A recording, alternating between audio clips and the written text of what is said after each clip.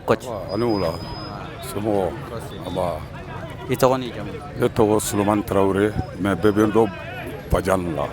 awɔ ne ye ancien joueur de commune D la bon sisan n seginna ka na commune D ta comme entraîneur. Ok, coach an ɲɛ b'a la joueurs kɛlen don ka initiative dɔ ta u bɛ to ka taa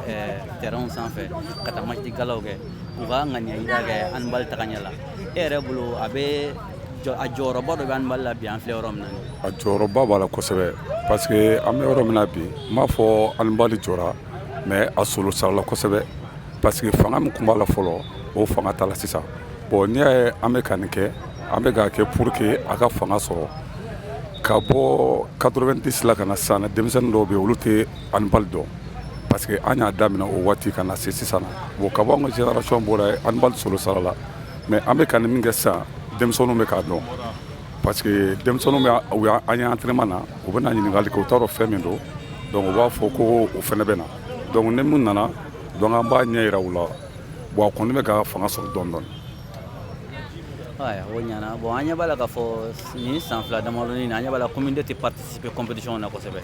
mais mun gɛlɛya de tun donnen don aw ka équipe kɔnɔna la parce que an ɲɛ b'a la aw kɛlen don k'a wuli sisan. Bon i y'o ɲininkali kɛ o diyara n ye kosɛbɛ commune D la vraiment handball ɲɔngirila kosɛbɛ parce que mɔgɔ tɛ yen nɔ min bɛ i jɔ n'an ka fɛnw ye n'o tɛ k'a fɔ ko joueurs tɛ joueurs bɛ yen nɔ bon n'i y'a ye commune D yɛrɛ tɛ compétition kɛ an ka joueurs bɛɛ taara mais sisan an y'u wele u bɛ ka segin ka na tuguni n'o tɛ gɛlɛya b'an kan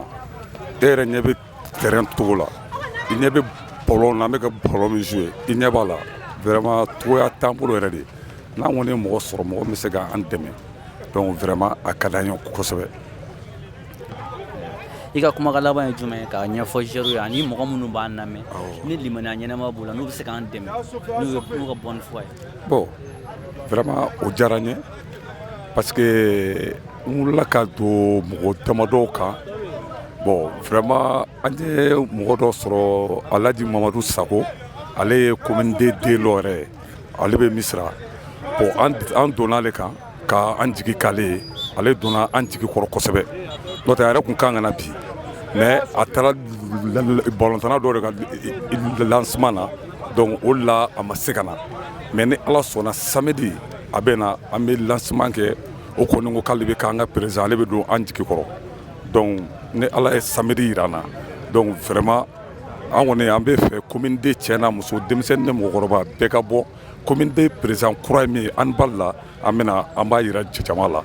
donc o de tun bɛ ne fɛ ni min fana bɛ se ka fara an kan ka an dɛmɛ ni min ye donc an bɛ dɛmɛ ɲini bɛɛ fɛ fɛnɛ. Merci. Merci.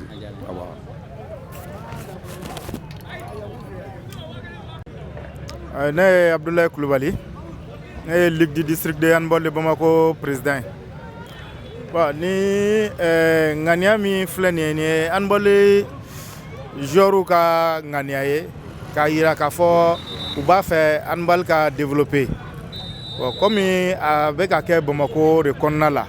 u y'a denfa ta ka kalifa Ligue du district Bamako la an fana y'a yira k'a fɔ an seko ye min ye ne an bɛ se ka taa u taara yɔrɔ min na an b'a lajɛ Ligue fana ka représentant ka kɛ yen k'a yir'u k'a fɔ handball n'a a baarakɛbagaw ko k'u b'a développer an minnu y'a ɲɛmɔgɔ ye n'a b'an ka district kɔnɔna la an fana b'a yira k'a fɔ o ye an fɛlako ye donc an b'a ɲini u fɛ u ka nin ŋaniya ɲuman nin u ka continuer a fɛ nin don nin tɛ n'u bɛ se ka na nin hakilina ɲuman fɛn fɛn min bɛ handball développer Bamakɔ district kɔnɔna la an b'u kɔn o la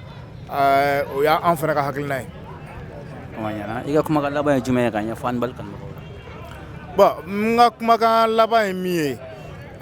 ne y'a lakɔlɔsi an bɔra Asimane ka terrain na nin y'a dɔgɔkun 2 ye o yɔrɔ la handball joueurs y'a laɲini kɛ ka ɲɛsin ligue ma ko u famara compétition ma u b'a ɲini ligue fɛ ligue ka compétition dɔ k'u ye ten donc an y'a faamu o don k'a fɔ compétition kɛbaliya de y'a to olu fana y'a ŋaniya ne samedi fɛ u bɛ taa terrain bɛɛ kelen kelen na bon ne e yɛrɛ y'a ye yan bi u y'a ɲini ka na AS Commune D la bon AS commune de commune min donna kosɛbɛ handball kɔnɔna la a ye jɔnjɔn caman ta a ye a seko kɛ nka gɛlɛya y'u sɔrɔ bi gɛlɛya min y'a to ne commune de kuma tɛ fɔ handball ko la a mɛnna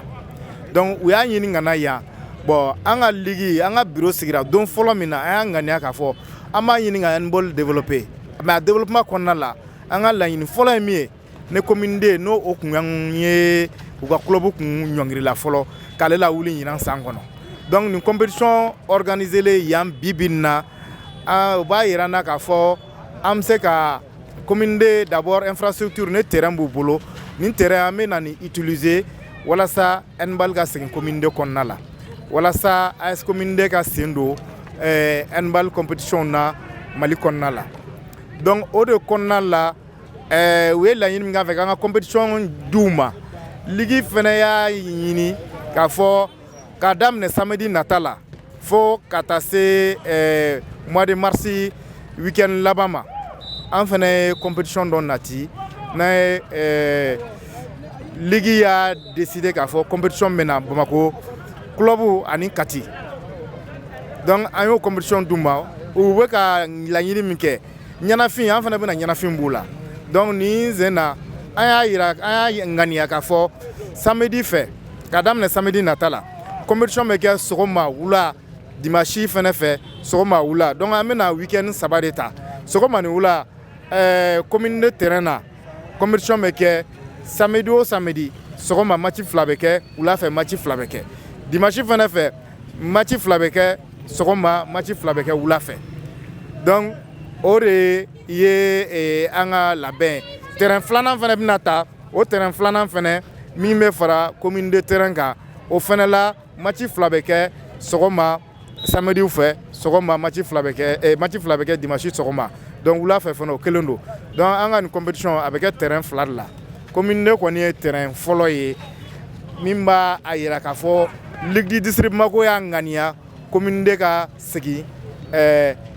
handball la donc n'o compétition tɛmɛna an bɛ dɛmɛ min kɛ ka ɲɛsin commune de mɔgɔw ma u ka denmisɛnnin kuraw kalanni daminɛ walasa sani san bɛ laban togo togo an ka commencer denmisɛnnin kura minnu ye kalanni daminɛ olu ka don compétition na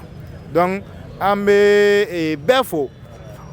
fɛn fɛn ye a ŋaniya k'a fɔ an ka se ka handball compétition nin sigi sen kan an bɛ bɛɛ fo wa an b'a ɲini club bɛɛ fɛ fɛnɛ bɛɛ ka na ka participer nin compétition ninnu na kade kunda ani senior kunda an b'a ɲini aw presse baarakɛlaw fɛnɛ fɛ a ka na ka an ka tulonkɛ sankɔrɔta ni fɛn min kɛra n'a ye fɛn min ye kɛnɛ kan a ka t'o la kali a ka denmisɛnnin wɛrɛw sama ka madon handball la donc n bɛ bɛɛ fo. Merci.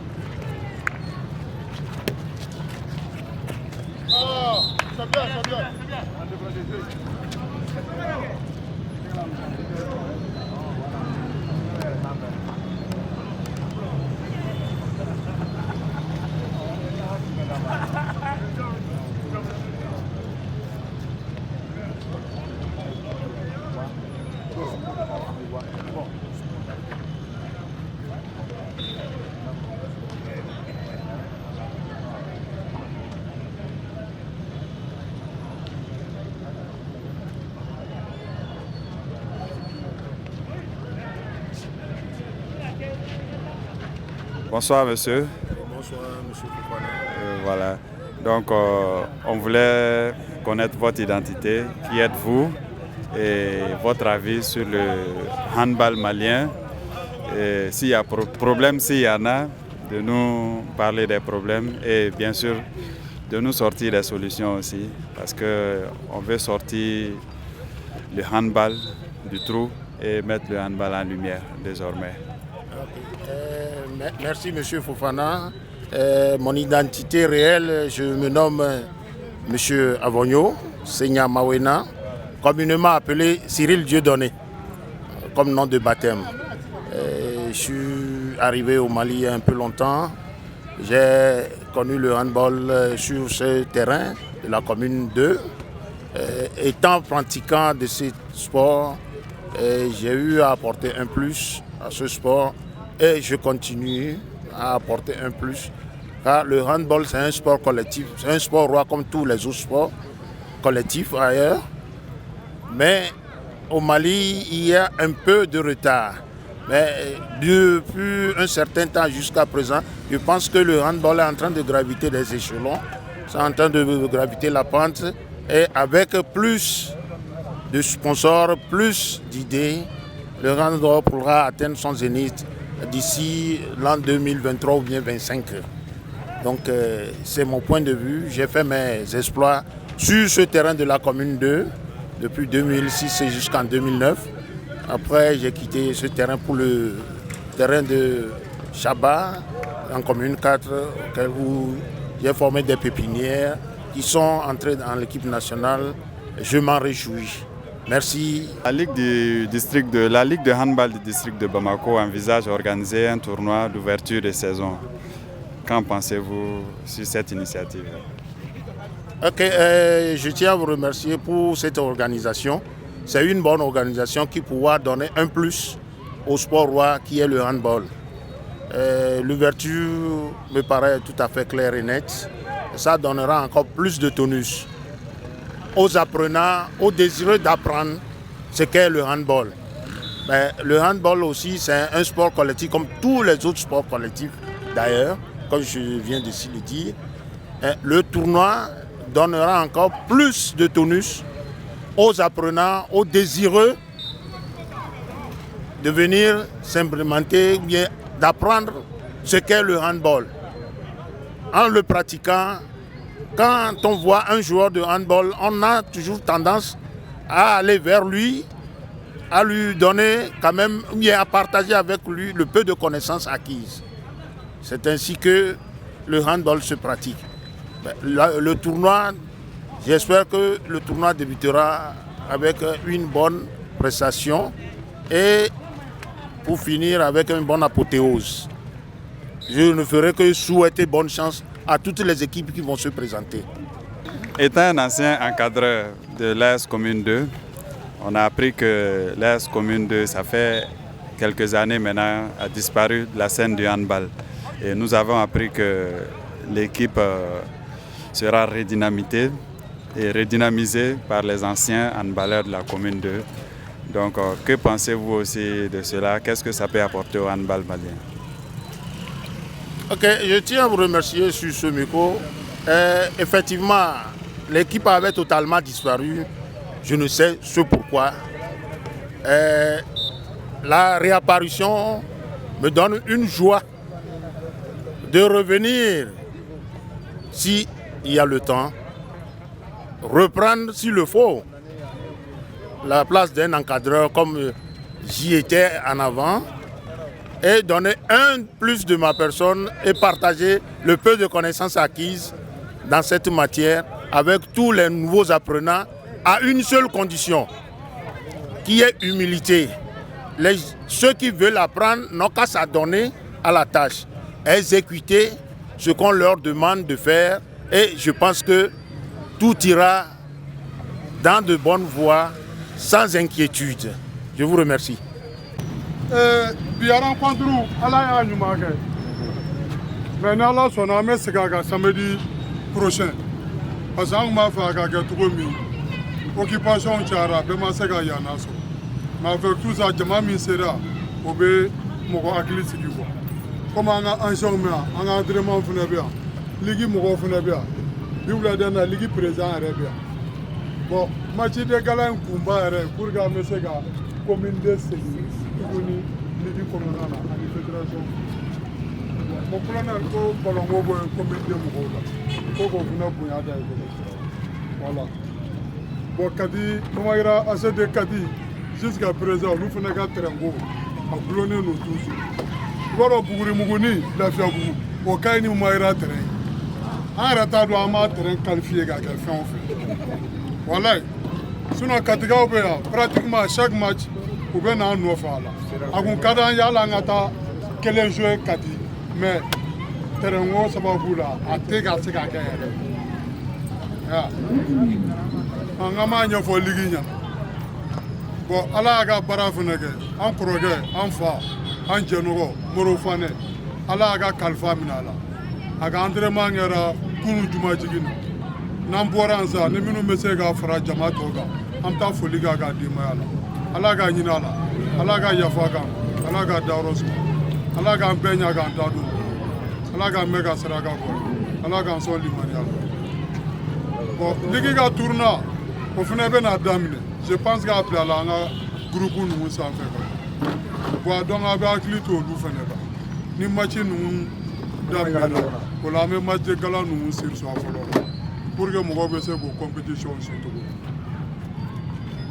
o tɛ bon ni kuma bɛ an sɛw ni an ka dɛrɛman fɛ vraiment a ye initiative mun ta ka na commune de terrain na nin diyara n ye kojugu a bonyara n ma vraiment ni retrouvaille mun kɛra nin ta n'aw nana ta vraiment nin diyara n ye an kun b'a fɛ vraiment handball la commune de kɔnɔna la handball n'i ye commune de kɔni tɔgɔ fɔ dɔrɔn a bɛ komi n'i ye handball fɔ ka na kɛ ko ça fait combien d'années maintenant handball tɛ pratiquer commune de kɔnɔna la vraiment a gɛlɛyara kojugu mais ni ancien joueurs yɛrɛ minnu taara club wɛrɛ la n'olu yɛrɛ initiative ta ko ka se ka commune ka se ka segin a tɔ la vraiment bonya diyara n ye n'ala sɔnna an b'a seko kɛ on fera tout pour que vraiment handball bɛ se ka segin cogo min na commune la parce que n bɛ ancien joueur fɛn fɛn bi yan n'a bɔra club wɛrɛ la a bɛ dɔ kɛ yan commune de terrain na c'est un terrain bon vraiment bɛɛ b'a dɔn ici terrain handball kɛ terrain bɛ cogo min na o tuma hali bi an b'a fɛ a ka segin o cogo kɔrɔ la mais a tɛ taa f'an k'an tɛgɛ di ɲɔgɔn ma handball yɛrɛ avanceli tɛ taa f'an k'an tɛgɛ di ɲɔgɔn ma an ka mankan dabila dɔrɔn an k'an tɛgɛ di ɲɔgɔn tɛgɛ di ye ɲɔgɔn ma mun ye an ka sɔn an ka jɛ an ka baara kelen kɛ ni baara min fɔra bɛɛ ka jɛ k'a kɛ baara bɛ ɲa ten mais ni farafarali bɔra la dɔrɔn a bɛ tiɲɛ o tuma an bɛ ala deli vraiment ala ka se ka an fara ɲɔgɔn kan hali bi ka se ka tɔgɔ duman d'an ma hali bi handball nin bɛ se ka développer cogo min na o de ye an kɔni ka laɲiniw ye. I y'a fɔ cogo min match de gala a bɛna ɲɔngiri parce que ligi ka programme kɔnɔna na espace tɛ yen bilen c'est tous les week-ends samedi dimanche donc espace tɛ yen bilen donc dɔw k'o information di ma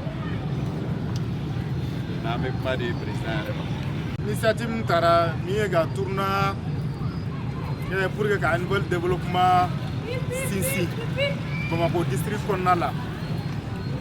an b'a fɔ a initiative la an b'a fɔ fɛnɛ bi an y'a ɲini ka fara ɲɔgɔn kan commune de terrain na parce que n'an y'a lajɛ initiative min taara ka taa clubw bɛɛ yɔrɔ mais bɛɛ b'a kalama k'a fɔ commune de tɛ club ye min bɛ ko mɔgɔ bɛ min bolo bibi in na donc na a y'a ŋaniya ka na o terrain na o bɛ mun yira o b'a yira k'a fɔ commune de mabɔli min kɛra mɔgɔw halisa mɔgɔw ma ɲina mɔgɔw ka ŋaniya ye commune de ka segin ka jɔyɔrɔ kɔrɔ fa an yɛrɛ b'a kalama ligi di district ka bureau élection na an ka ŋaniya fɔlɔ kɛra mun ye o ye k'a fɔ Bamako kɔnɔna la an nana k'a sɔrɔ nombre de club min bɛ yen an ka mandat kɔnɔna la an b'a essayer ka dɔ fara o kan an bɛ dɔ fara o kan ni ŋaniya ye ka ɲɛsin club minnu bɛ yen k'olu sinsin ka club kuraw créer an ko an ka ma ɲɛsin yɔrɔ fɔlɔ min ma o ye commune de an tɛ taa club kura créer k'a sɔrɔ commune de bɛ yen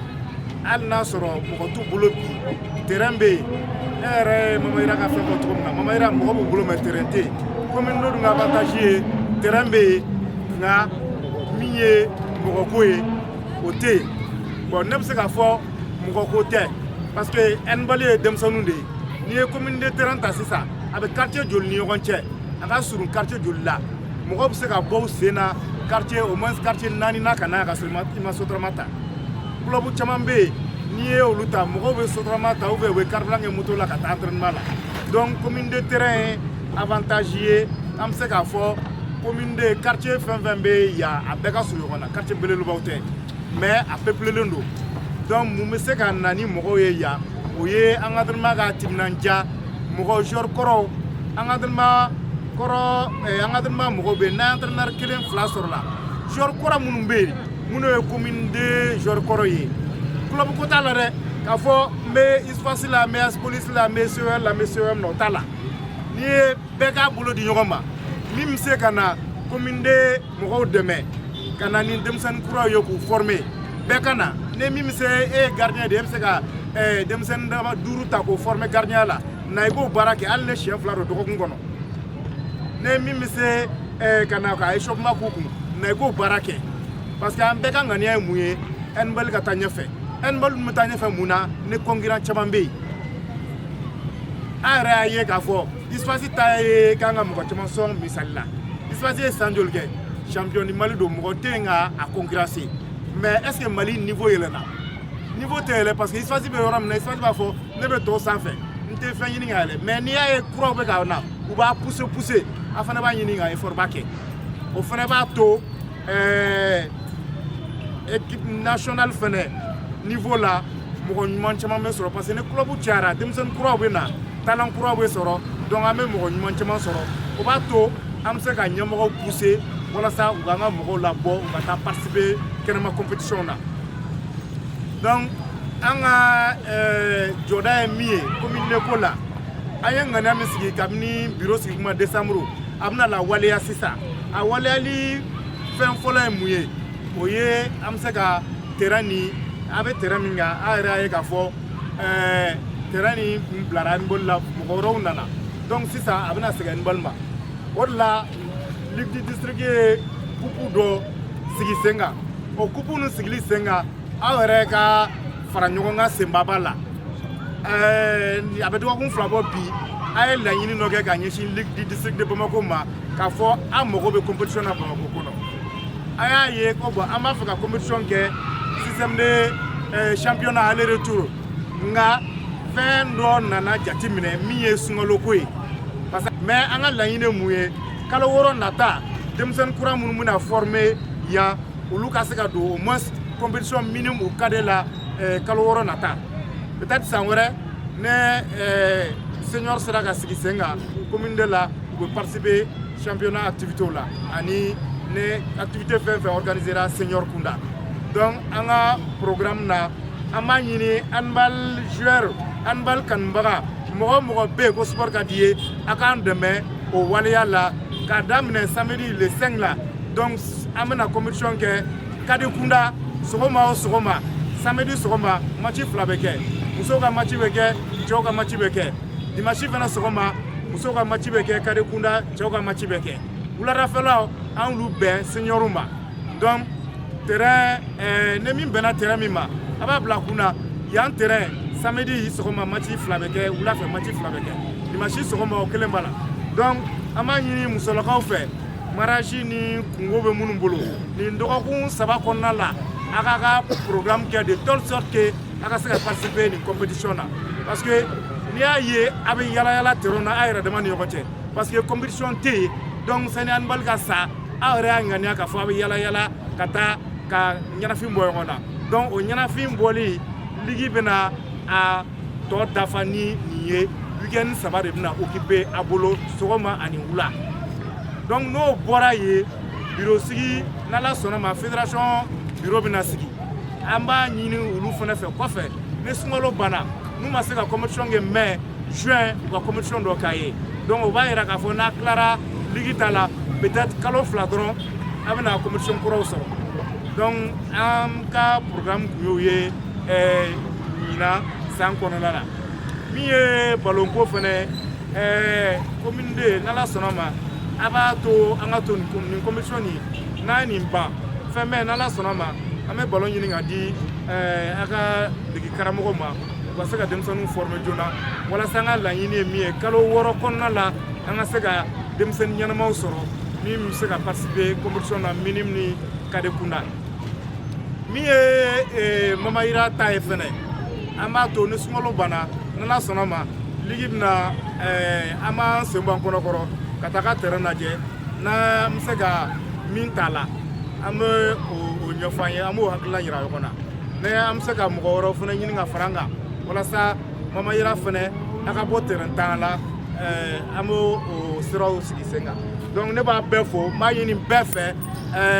k'a daminɛ samedi nata bɛɛ ka bɔ massivement a y'a dɔgɔninw labɔ a y'a kɔrɔw labɔ ni min bɛnna terrain min ma a ka participer donc o tɛmɛnen kɔfɛ a fɔra ko an ka banbagatɔ an bɛ murufane voilà an bɛ ala deli ala ka yen fisa ma ni yan ye ala k'an yɛrɛ ɲa k'an ta don kɔnɔ donc ne bɛ bɔ kuma la yan merci